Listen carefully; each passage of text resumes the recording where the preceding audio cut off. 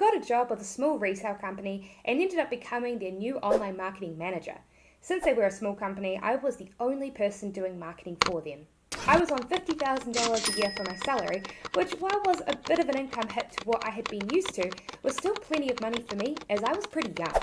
And so for the first few months, I was content. I'd just turn up to the office each day and do my job.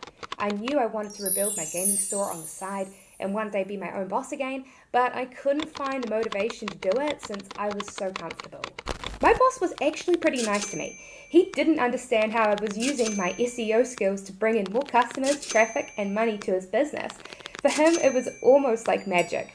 Because I was directly making him money, he liked me a lot and gave me lots of freedom. But the other staff members were a different story. I worked in an office with a team of several other lovely women.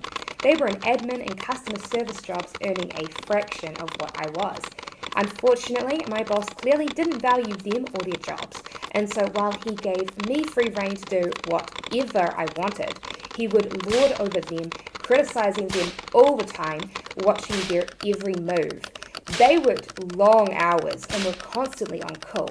One girl in my office would regularly tell us stories about customers calling her on her cell phone at 2 a.m, and she had to pick it up and help them.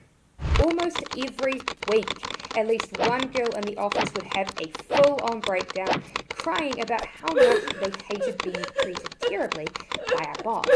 I was seen as the stable one and would always end up comforting them.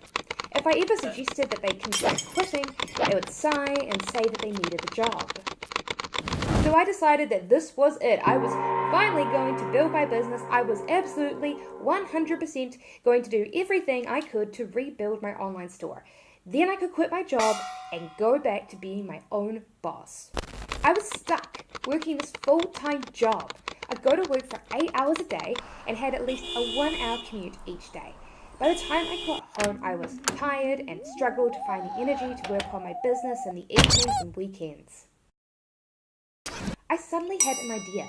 I knew that SEO agencies here in New Zealand would charge $1,000 a month to their clients for SEO work, but didn't actually do the work themselves. So what New Zealand SEO agencies would do is they would hire another SEO agency they vetted that was based in a cheaper country like the Ukraine to do the work for them. So their client would pay them $1,000 a month as a retainer, and then they would go pay the other SEO agency $200 a month or so to actually do the work for them and keep the $800 difference as profit. These SEO agencies specialize in something called white label services. A white label service is when they will do work for you and send the reports to show the progress, but not put their agency logo on the report. They do that so that the agency in New Zealand that's hiring them can resell their services for a higher price by slapping their own logo onto the results report. It was great. I'd come to work each day, answer my emails, and then just check in on the agency. After that, well, I had the whole day free to work on my own ventures. While he was busy yelling at everyone about not working hard enough, he'd be praising me for the record sales numbers coming in from the SEO traffic. Why can't you all be like Sarah? Look how great of a job she is doing. So I started to use some of my newly gained free time at work to reach out to other small local businesses. I had 3 monthly SEO packages I offered: $400 a month, $800 a month, and $1,200 a month.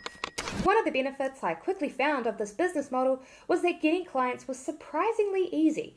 Since I was working with the white label SEO company, I could use their huge portfolio of success stories to wow would-be clients, and they were practically begging me to sign them up. My customers would pay me their monthly retainer. I'd then go to the white label SEO company and hire them to do the work for me for a fraction of that, and keep the difference in profit.